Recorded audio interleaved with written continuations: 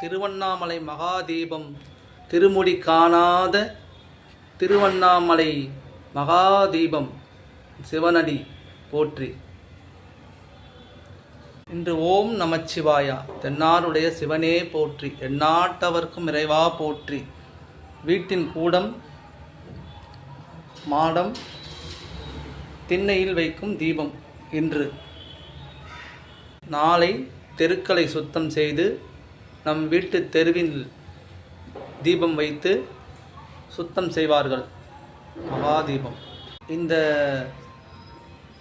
அலங்காரம் என் சின்ன பையன் செய்தது கோவில் போல் இருப்பதாக நினைக்கிறோம்.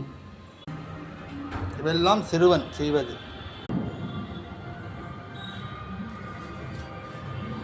அண்ணாமலை ஓம் நமச்சிவாய. தென்னாருடைய சிவனே போற்றி.